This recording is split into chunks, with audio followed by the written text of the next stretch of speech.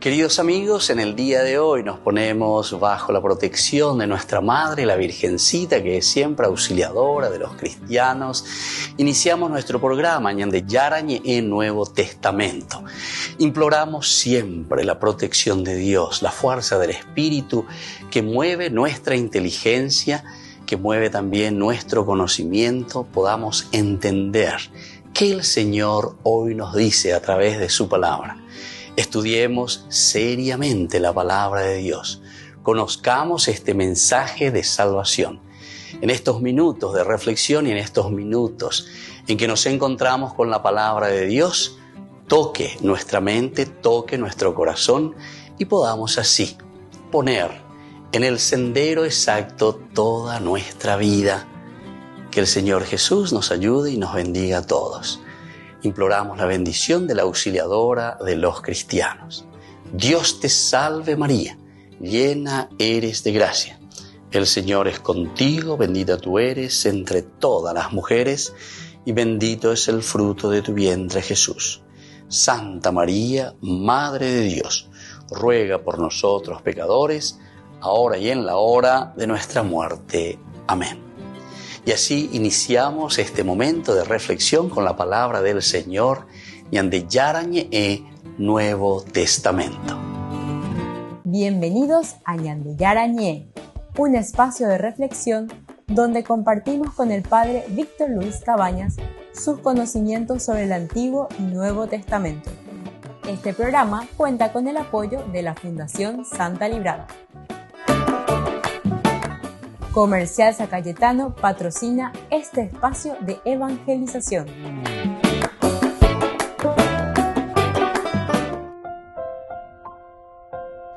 Queridos amigos, estamos iniciando con Ñande Yarañe en Nuevo Testamento. Estamos reflexionando nosotros sobre el libro de los Hechos de los Apóstoles.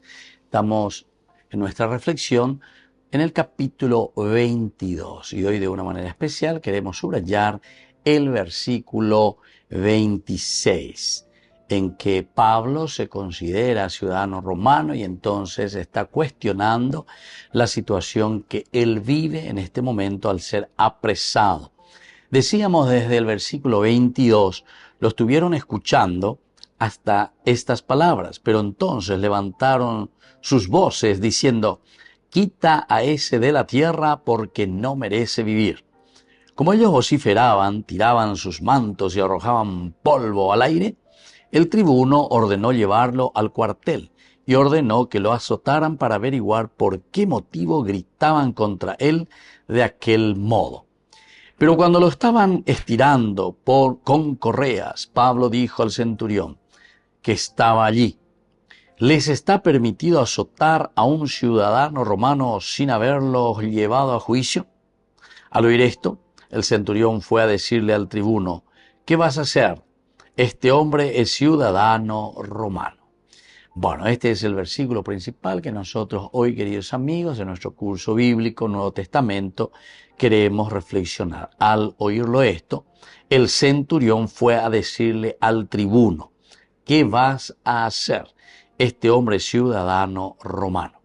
Entonces, queridos amigos, nosotros sabemos que en esta segunda partecita que va desde el versículo 22 hasta el versículo final del capítulo 22, que es el versículo 30, a nosotros se nos pone a Pablo que está peleando directamente en su autodefensa por defenderse contra los que le están acusando de una manera injusta.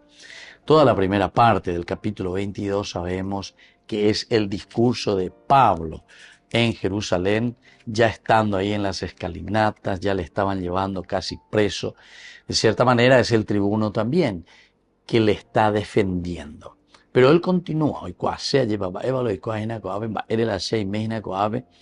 pero con un gesto muy interesante, dice: haciéndose un gran silencio, les habló en lengua hebrea diciendo. Y ahí comienza su discurso, desde ahí comienza el capítulo 22 de Hechos de los Apóstoles, en que tenemos el discurso de Pablo a los judíos de Jerusalén.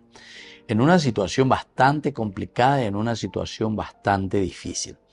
Lo que hasta ahora nosotros estamos pensando y estamos mirando es cómo es que Pablo llega a afrontarse, ¿verdad? Con tanta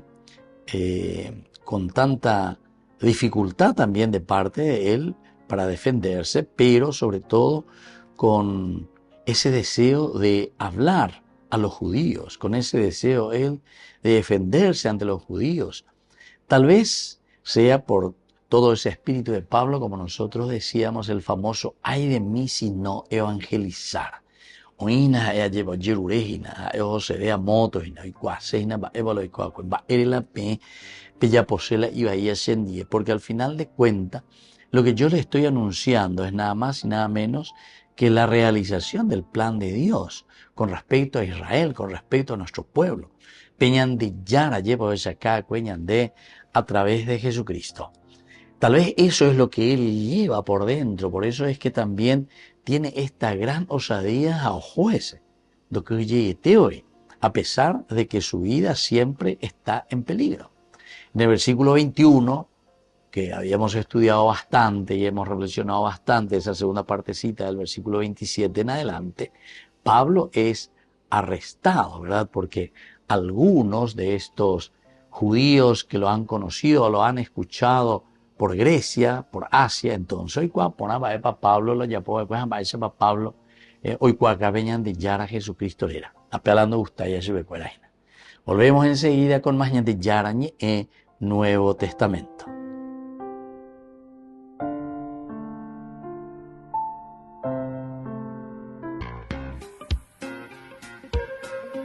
En la ciudad de Luque, la economía se llama Supermercado San Cayetano. Compruebe sus precios bajos en productos cárnicos de primera calidad. Panificados, verduras, vegetales, frutas, artículos de bazar, ferretería, ropería. Supermercado San Cayetano. Humaitá 168, Casi Capitán Vado, Ciudad de Luque.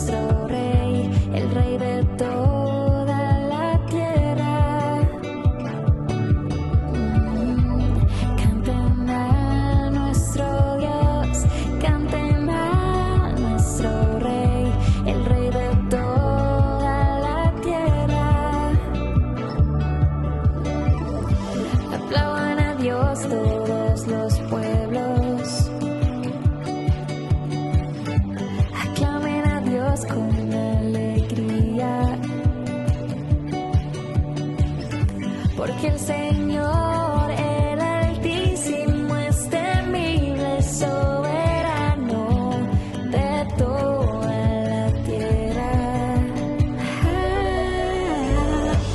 Canten a nuestro Dios, canten a nuestro Rey, el Rey de toda la tierra. Canten a nuestro Dios,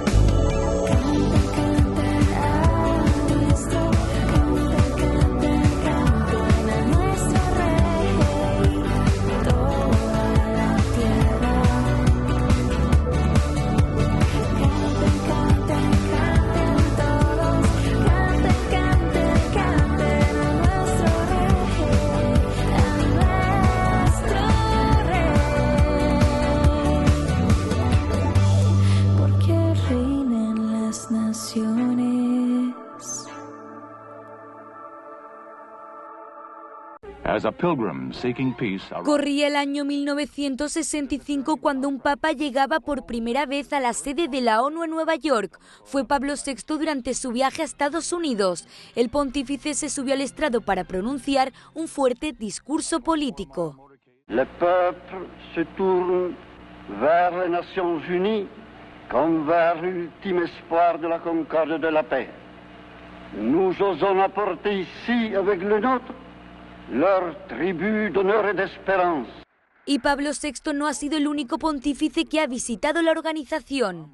Lo hizo también Juan Pablo II en el 95. Al polaco lo recibió un grupo de niños de distintas nacionalidades. Cuando entró, la ovación fue interminable.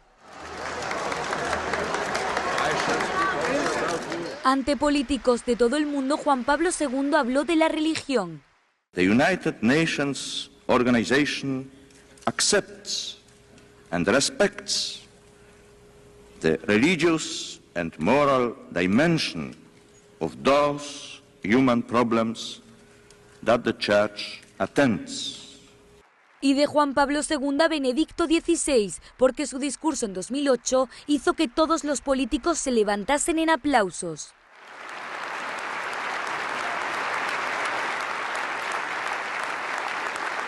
Sus palabras en las Naciones Unidas siguieron la misma línea que las de su predecesor. It should never be necessary to deny God in order to enjoy one's rights. The rights associated with religion are also more in need of protection if they are considered to clash with the prevailing secular ideology or with majority religious positions of an exclusive nature. Y por último, Francisco, que estuvo en 2015. Su intervención fue un potente discurso social. El Papa reivindicó ante los líderes mundiales el derecho a la vivienda, el trabajo digno, el acceso al agua o la libertad religiosa. También habló del medio ambiente. El abuso y la destrucción del ambiente al mismo tiempo van acompañados por un imparable proceso de exclusión. En efecto, un afán egoísta e ilimitado de poder y de bienestar material lleva tanto a abusar de los recursos materiales disponibles como a excluir a los débiles. Y aunque el primer papa hablase en la ONU en el 65, fue un año antes cuando la Santa Sede se convirtió en observador permanente ante las Naciones Unidas. De ese momento han pasado 60 años.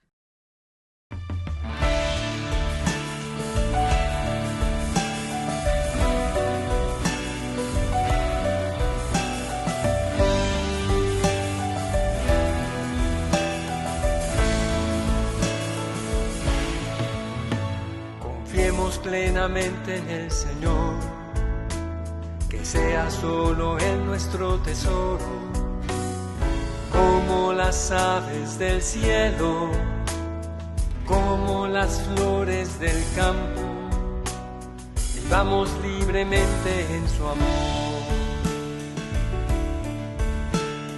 Pues donde esté nuestro tesoro, nuestro corazón estará. Allá donde esté nuestro anhelo, allá nuestro pensamiento irá. Vamos libremente en su amor. Porque el Señor sabe bien lo que nos falta, llenará todo el vacío con su gracia. Nosotros buscaremos el reino de Dios, nosotros buscaremos su justicia y andaremos en libertad, confiando en el Señor.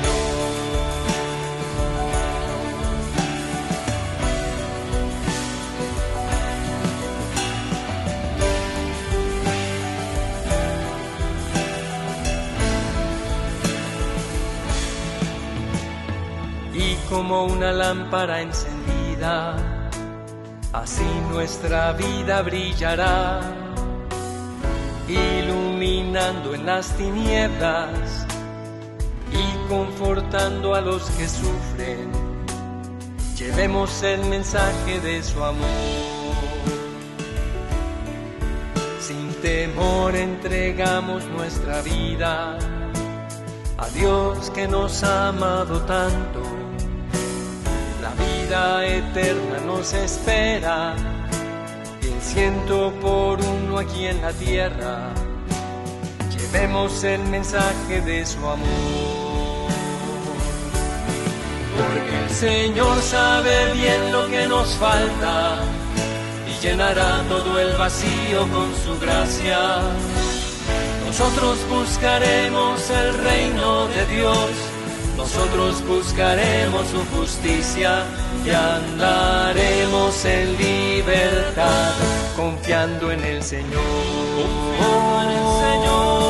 Porque el Señor sabe bien lo que nos falta y llenará todo el vacío con su gracia. Nosotros buscaremos el reino de Dios, nosotros buscaremos su justicia y andaremos en libertad, confiando en el Señor.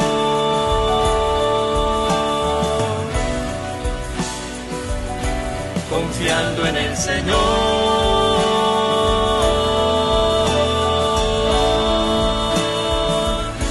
Confiando en el Señor.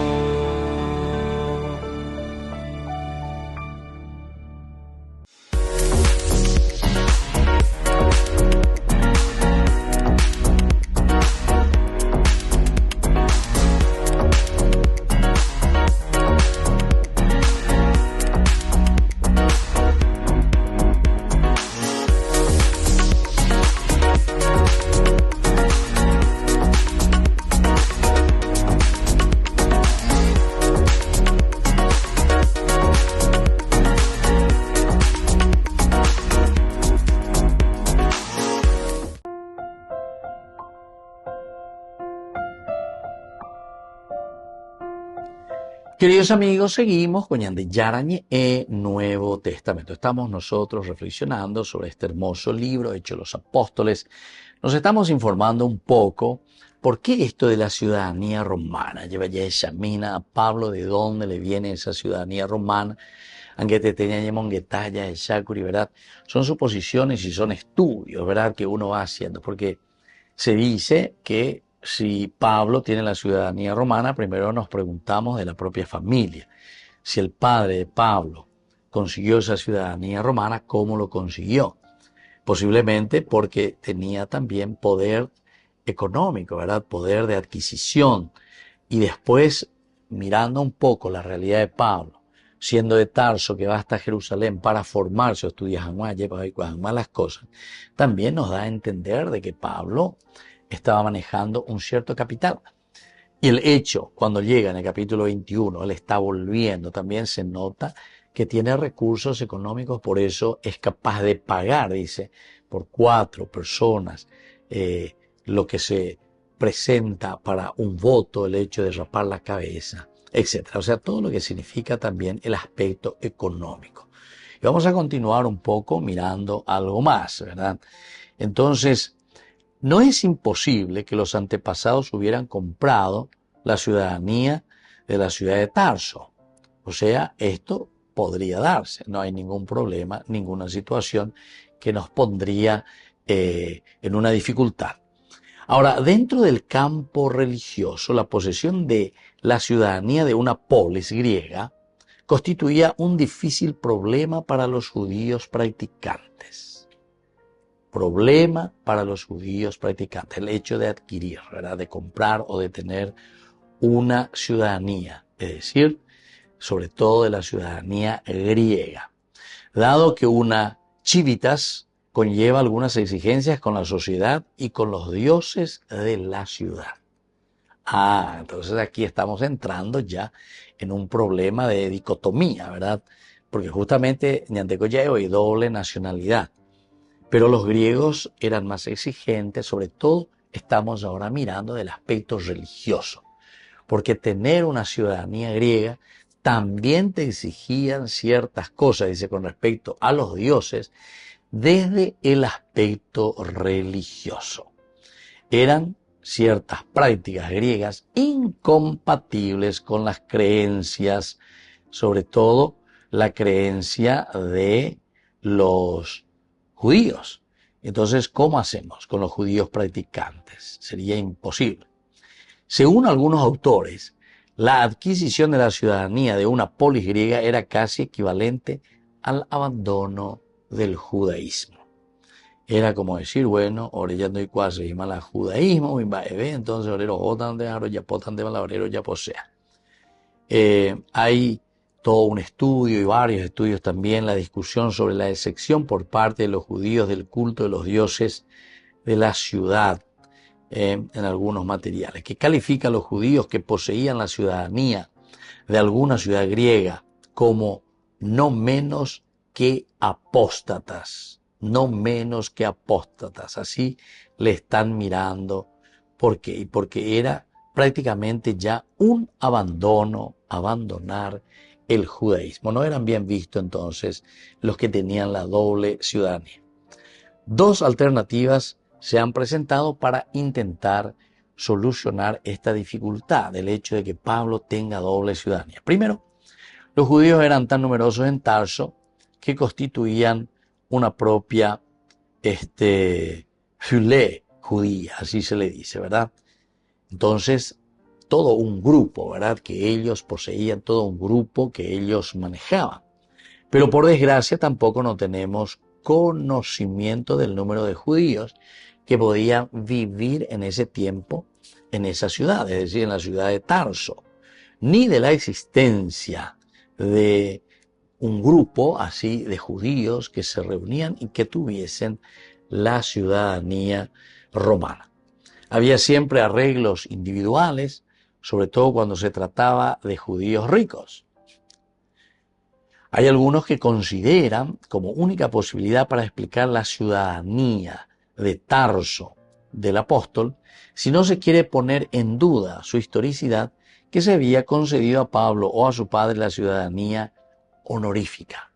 Entonces esta es otra manera, ¿verdad? Como los exégetas, los estudiosos dicen, en realidad a Pablo y a sus padres, a su familia, más bien se les había dado una ciudadanía honorífica, es decir, que no necesita que entren directamente con todos los requisitos y las normas que exigía tal ciudadanía en el aspecto religioso con respecto a los griegos.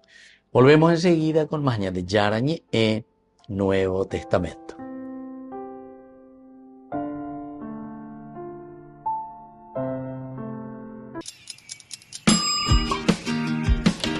Cuando estás en tu casa te hallas, porque cada uno está en su mundo y al mismo tiempo en un solo lugar.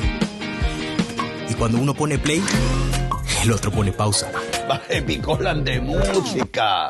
Y cuando unos están en modo ahorro de energía, otros están en modo full energía, controlando el juego por la temperatura. Para saber si estás en tu casa, solo tenés que mirar a tu alrededor. Tokio, estás en tu casa. Con el Pacto de Confianza, MGO. El Nuevo Testamento. Si abres la Biblia en el índice, verás que está formada por dos grandes colecciones, el Antiguo y el Nuevo Testamento. La palabra testamento se refiere a una relación de pacto, de lo cual tratan ambas colecciones. Ellas cuentan una historia épica y complicada de la relación de pacto de Dios con Israel y con toda la humanidad. El Antiguo Testamento es llamado Tanaj en la tradición judía. Es una colección unificada de rollos compuesta de 39 textos israelitas que abarcan más de 1000 años. En contraste, todos los 27 libros del Nuevo Testamento fueron escritos en un periodo de entre 30 y 40 años. Todos fueron escritos por la primera generación de seguidores de Jesús. Desde muy temprano, las comunidades cristianas empezaron a reunir estos textos y a leerlos junto con el Antiguo Testamento como una sola historia que lleva a Jesús. El Nuevo Testamento comienza con 4 libros narrativos que juntos se conocen como el Evangelio. Cuentan la historia de la vida, muerte y resurrección de Jesús de Nazaret como un anuncio de buenas nuevas. A estos le sigue una quinta obra narrativa llamada Hechos de los Apóstoles. Aquí, el Jesús resucitado comisiona a los apóstoles, una palabra que significa los enviados, quienes son nombrados representantes de Jesús para esparcir las buenas nuevas acerca de Él a través del mundo antiguo. Después de Hechos, viene una colección de cartas de parte de los apóstoles. Estas fueron escritas para proveer enseñanza y dirección para las comunidades locales de seguidores de Jesús, llamadas iglesias. Hay 13 cartas del apóstol Pablo, y no están ordenadas conforme fueron escritas, sino de la más larga a la más corta. Luego está la carta a los hebreos, escrita por un asociado de los apóstoles, cercano pero anónimo. Después están las cartas de Santiago, Judas, Pedro y Juan. 2 fueron hermanos de Jesús y 2 estuvieron entre sus primeros seguidores. El último libro del Nuevo Testamento es el Apocalipsis, una carta a 7 iglesias que revela una palabra profética de consuelo retador para todos los seguidores de Jesús. Así que esos son los libros del Nuevo Testamento. Pero, ¿de qué se tratan? ¿Y cómo se conectan con el Antiguo Testamento para formar una sola historia? Piénsalo así. La Biblia es una larga y épica narrativa con múltiples movimientos o actos. El Antiguo Testamento cuenta la primera serie de actos que te proveen de todo lo que necesitas para darle sentido a la historia que sigue. Los temas centrales y el conflicto de la trama están ordenados en patrones de diseño. Entonces, en el Nuevo Testamento, todos estos son retomados y llevados hacia Jesús, quien es la culminación de las historias. Déjame mostrarte lo que quiero decir. El primer acto es acerca de Dios y toda la humanidad. Dios provee un maravilloso jardín-templo para los humanos, quienes fueron hechos para ser los compañeros de Dios en gobernar el mundo. Pero los humanos son necios y ceden a la tentación oscura y se rebelan contra la sabiduría de Dios.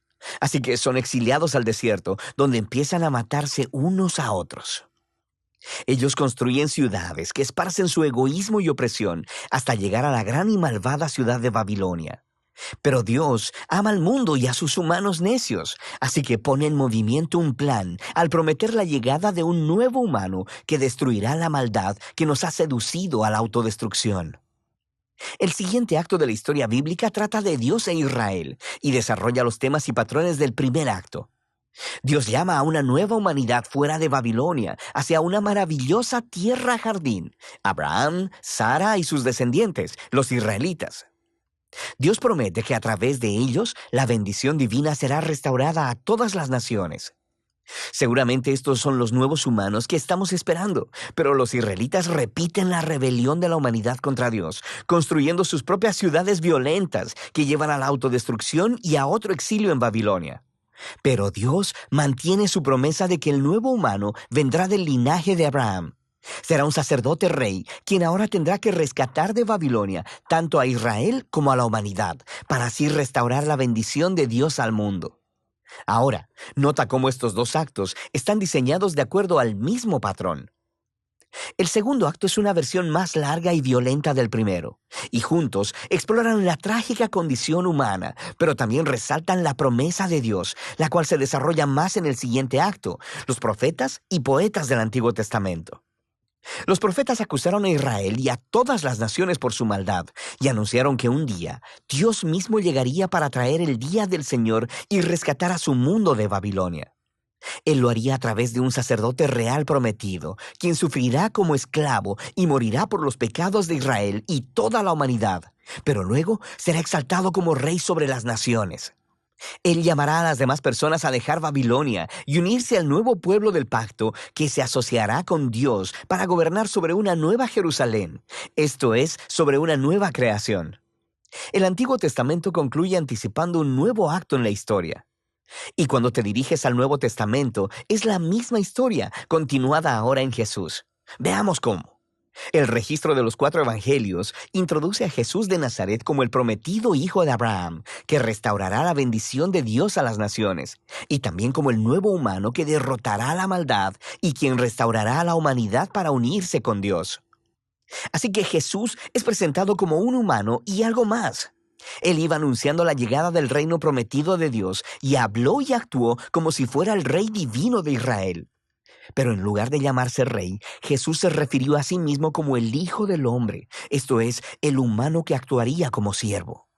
Los evangelios están declarando que en Jesús, el Dios de Israel, se ha hecho el israelita fiel y el verdadero humano que todos fuimos creados para ser, pero que hemos fallado.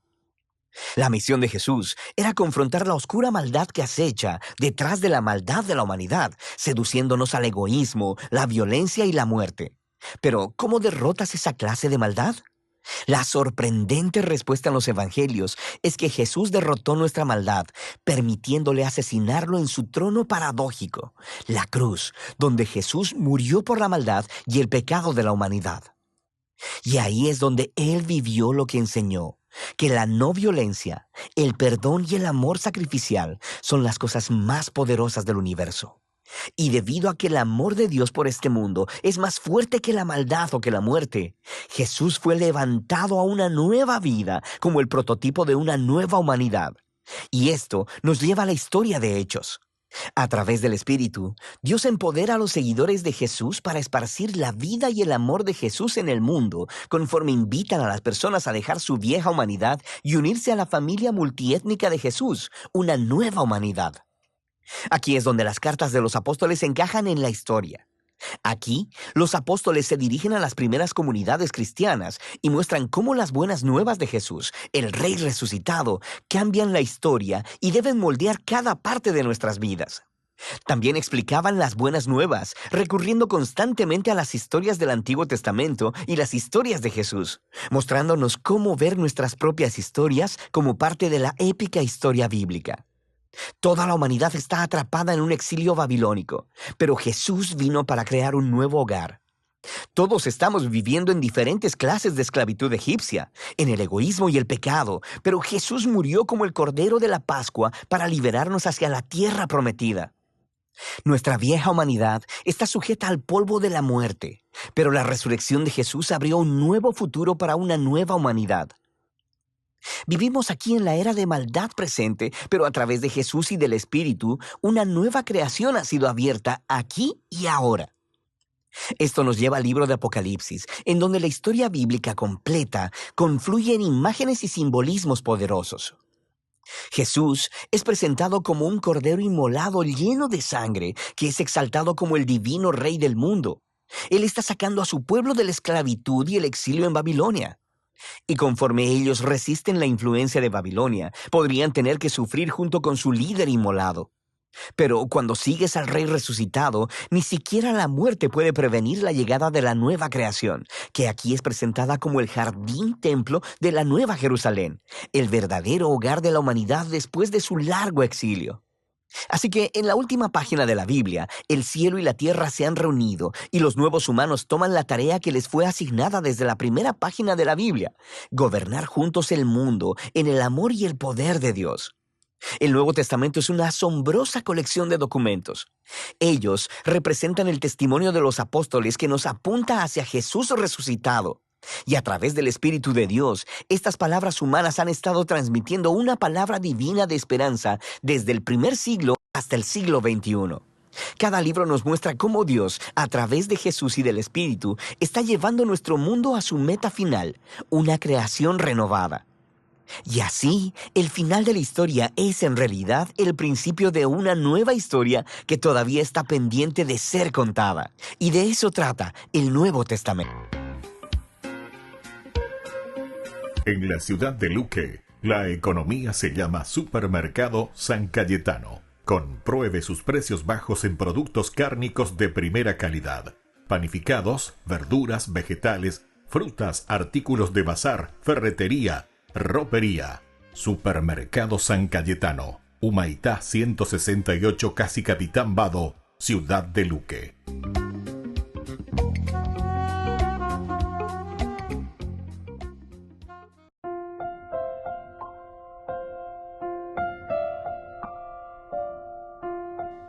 Queridos amigos, seguimos con Ñande Yarañe en Nuevo Testamento y miramos un poco, es aquí donde Pablo después también va a apelar nada más y nada menos que al César.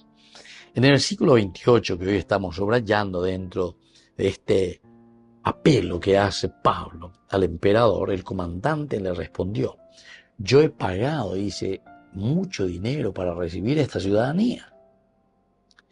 Pablo dijo: yo lo soy de nacimiento. Miren que se vuelve a insistir en el capítulo 22, versículo 28 estamos ahora. En cuanto que que era el ciudadano, el comandante, que es un ciudadano romano, dice, yo conseguí mi ciudadanía romana, pero después de haber insistido mucho, he pagado dinero. Y Pablo tranquilamente dice simplemente, yo soy. ¿Qué cosa? Soy ciudadano romano de nacimiento. Entonces, por eso es que hablamos de su padre, ¿verdad? Entonces nos preguntamos, ¿y de dónde adquirieron esa nacionalidad? ¿De dónde esa doble nacionalidad, verdad? Por una parte judío, pero por otra parte también de la nacionalidad de Tarso, ¿verdad? Griega. Bueno, pero cuando el comandante respondió, yo he pagado mucho dinero para recibir esta ciudadanía, Pablo dijo, yo lo soy de nacimiento. Entonces, los que estaban a punto de someterlo a azotes, lo estaban, en este caso, tuvo miedo de enterarse de que Pablo era ciudadano romano y lo habían encarcelado. Entonces enseguida apela, vaya para allá, porque Pablo es un ciudadano romano. Imagínense todo lo que nosotros hicimos. Y Catuvo añañaca ani rayo lleva. Entonces, la apelación de la ciudadanía tiene lugar después de que Pablo y Silas ya habían sido azotados públicamente. Entonces, Pablo también muy inteligentemente, ya fueron azotados los anteriores, es decir, el hecho de lo que los dos apóstoles habían sido azotados, ahora entonces Pablo y Silas, entonces procura verdaderamente Pablo que esto no le vuelva a suceder. Pablo en esa segunda carta a los Corintios, capítulo 11, ahí Pablo apela también y dice, yo verdaderamente he sufrido tanto por el Evangelio, y entre ellos aparece también el hecho de que ha sido azotado. Lo lógico hubiera sido que los dos apóstoles hubieran dado a conocer su ciudadanía romana a los magistrados cuando fueran arrestados, ¿verdad? Entonces eso sería lo lógico, cuando ya lo iban a llevar ahí a Filipo. Ellos después al final, o sea, ni ve la cárcel, o sea, cuando lo iban a sacar, que ellos no permiten, dicen no, o guanajicuay, un mío ore monguiaguego, ave, un miau guanaguave, la ore no es imagínense. Ahora, todos los estudios que nosotros conocemos sobre esto, no es fácil, han intentado superar esta dificultad mediante que Pablo apeló entonces al estatus de ciudadano, el cual sin embargo fue ignorado. Esa explicación no es convincente. Si Pablo no había dado a conocer su ciudadanía, entonces no se entiende el hecho de que los pretores les entrara miedo al día siguiente, cuando oyeron que los azotados eran romanos. Lo segundo es que Pablo no apeló a su ciudadanía, pues dicha apelación le habría liberado de los latigazos, pero le habrían implicado que en un largo y difícil proceso jurídico, con una resolución incierta para esto. Entonces, el miedo también, como decíamos, de los pretores, un huepotita de esto que le van a azotar, es solo comprensible cuando el magistrado hubiera ordenado el castigo corporal teniendo pleno conocimiento de la posesión de la ciudadanía de Pablo. Volvemos enseguida con más de Yarañe e Nuevo Testamento.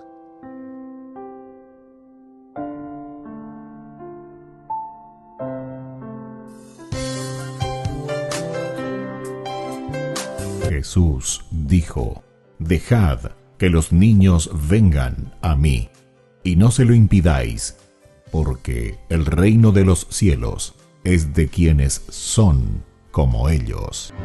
Dijo, dejad a los niños que vengan a mí, no se lo impidáis. Y los pequeños abren en cada encuentro una oportunidad para conocer la palabra del Señor, aprendiendo con Jesús, con el Padre Víctor Luis Cabañas, de lunes a viernes a las 7:30 de la mañana, por Ñande Yarañe, Canal 25, el primer canal católico del país. Y muy pronto un día estarán predicando la gran verdad. Y con sus dones podrán compartir.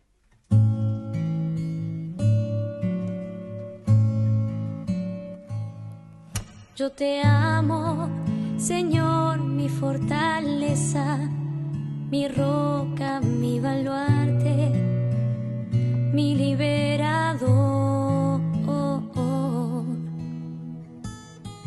Tú eres la peña en que me amparo, mi escudo y mi fuerza, mi Salvador. En el templo se escuchó mi voz, clamé por ti en mi angustia. Extendiste tu mano y no caí.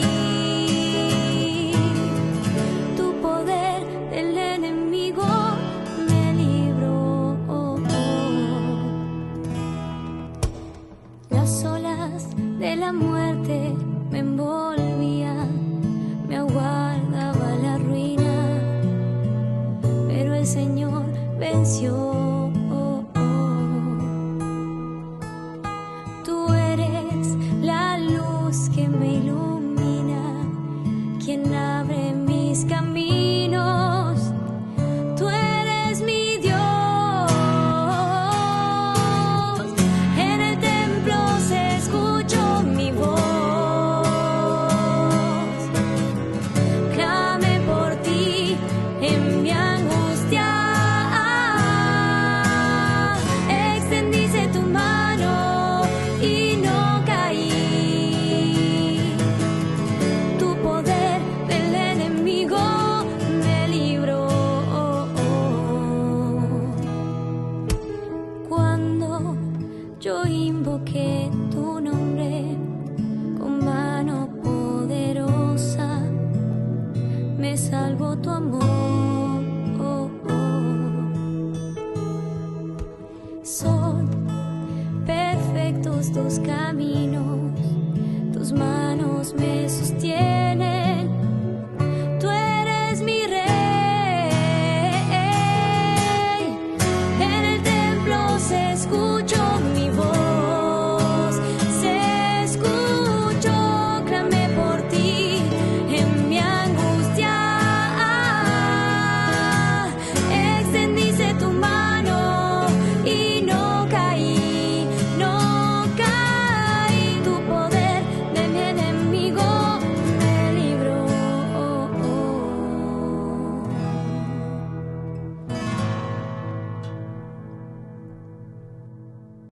Puede parecer que en Marruecos la presencia de la Iglesia Católica es reciente, sin embargo, no es así. Tras la llegada del Islam, hubo que esperar al siglo XV para erigir una archidiócesis en Tánger. Creo que en este momento las relaciones que tiene la Iglesia Católica con el Reino de Marruecos son de respeto, de amabilidad, de diálogo y de cooperación en algunos casos. Omar reside en Tánger. Allí lleva a cabo su misión pastoral y social. La feligresía con la que cuenta es exclusivamente extranjera. Son estudiantes que residen durante un tiempo para su formación. Por el resto, la totalidad de la población es musulmana. La evangelización es complicada. Sin embargo, hay un punto donde convergen, en los proyectos sociales. Desde el ámbito cultural hasta centros donde acoger a madres y niños en peligro de exclusión social. Nos proponemos cada día vivir intensamente nuestra fe cristiana y católica, meditar y reflexionar acerca de nuestra identidad. Y a partir de esta experiencia podemos entrar en diálogo con los marroquíes, que todos son musulmanes, ¿no? Entonces podemos dialogar amablemente y en respeto con ellos. La Iglesia trata de estar disponible, ¿sabes? Mediante gestos y si es necesario en algún momento con palabras, pero sobre todo con gestos. En cuanto al clero, en su totalidad son religiosos. No existe el clero diocesano en la archidiócesis de Tánger. Son poco más de 10 religiosos los que atienden las parroquias. Su objetivo lo tienen claro. entrar en un diálogo constante con el otro, buscar el bien del otro, el de tantos marroquíes, niños, jóvenes, mujeres y hombres, respetando su cultura, su religión y pues bueno, trabajar sobre todo en vivir la caridad cristiana con ellos. La archidiócesis cuenta con una extensión de unos 20.000 kilómetros cuadrados. Está muy ligada a los franciscanos. Todos los obispos que han pasado por ella han pertenecido a esta orden.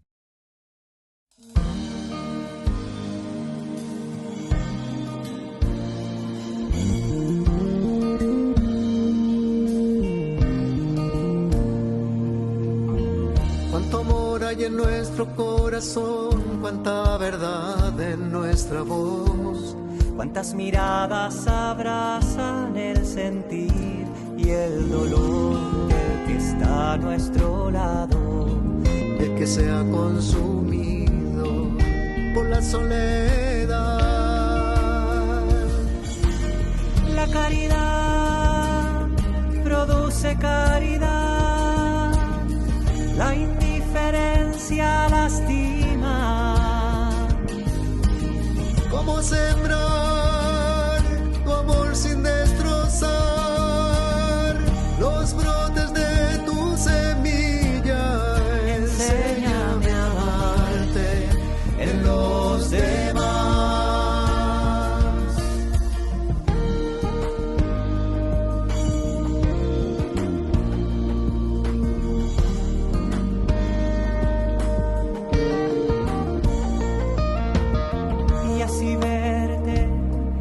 Que siente que sus noches son eternas, y así verte a nuestro alrededor y descubrirte, quizás siendo un niño, tal vez siendo joven, un hombre, una mujer.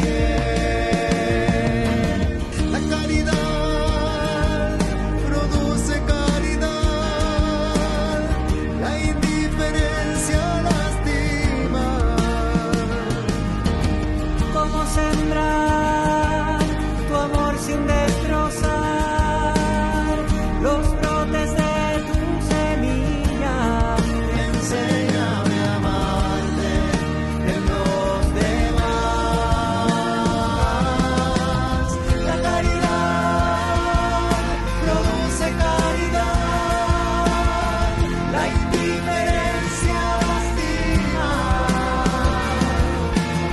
¿Cómo sembrar tu amor sin destrozar los brotes de tu semilla? Enséñame a amarte en los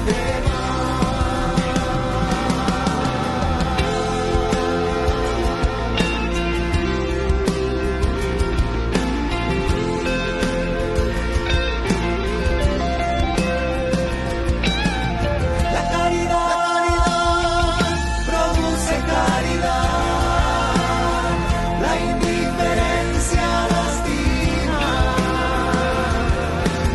¿Cómo sembrar tu amor sin destrozar los brotes de tu semilla? Enséñame a amarte en los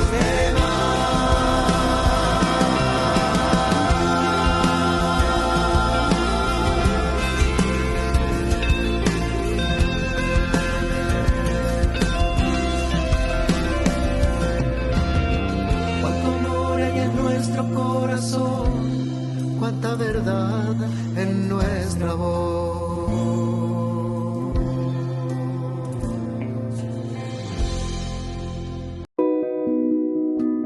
La gente abandona la iglesia, esto es cierto e importante, pero no es la única historia que contar. Son palabras de Cassie Cole, el joven youtuber cuyo estilo, fresco y dinámico, y vestido con su hábito franciscano, está generando un gran seguimiento.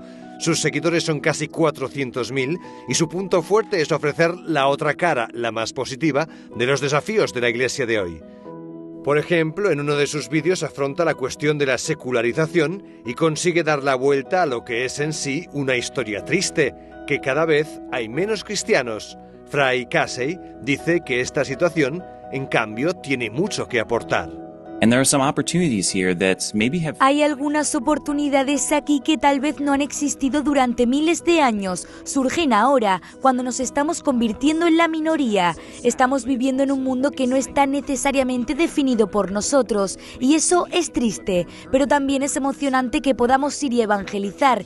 Tenemos la oportunidad de conocer a personas que nunca han oído el nombre de Jesús. Al convertirse en minoría y ver cómo se denigra la cultura cristiana en gran parte de Occidente, el franciscano afirma que los fieles actuales tienen una fuerza, un rigor y una dedicación innegable. Los bancos de las parroquias ahora están ocupados por personas que deciden estar ahí y que no van por costumbre. Cuando miramos alrededor en nuestras iglesias sabemos que ya no hay presiones sociales para que la gente esté allí como las que había tal vez hace 50, 200 años cuando ibas a la iglesia porque tenías que ir a la iglesia, porque eso es lo que todo el mundo hacía. Ahora cuando miras alrededor de la iglesia sabes que la gente está allí porque quiere. Para mí esa situación crea una iglesia más rigurosa, una iglesia más dedicada y quizá una iglesia interesada en salir y marcar la diferencia. A los jóvenes y mayores que viven su fe en esta época, Fray Casey les dice que no tengan miedo de arriesgarse, de hablar y de convertirse en líderes. Subraya que aunque el camino por recorrer es duro, la misión es mucho más fuerte y ahora es el mejor momento para marcar la diferencia en la iglesia. Hermanos en la fe, les invitamos a ser parte de una hermosa misión evangelizadora, marcando la diferencia. Vuestro apoyo es fundamental para el sostenimiento del primer canal católico en Paraguay, Ñande Yara Ñe. Cada día tocamos corazones, brindamos esperanzas y compartimos el amor de Dios con aquellos que más lo necesitan. Sus talentos, sus recursos, el apoyo financiero, todo cuenta. Juntos podemos llegar a más vidas necesitadas. Unámonos más a este propósito, fortalezcamos más nuestra fe y construyamos más puentes para que el mensaje de amor llegue a cada rincón de nuestra patria. Únanse a nosotros, colaborando con el primer canal católico del Paraguay, Ñande Yara Ñe, marcaremos la diferencia. Llevemos más la esperanza y el amor de Dios a todos para ganar indulgencias. Actuemos ahora. Llámenos al... Gracias por ser parte de esta maravillosa misión de evangelizar a través de la fe, logrando que el Paraguay y sus habitantes reciban más bendiciones.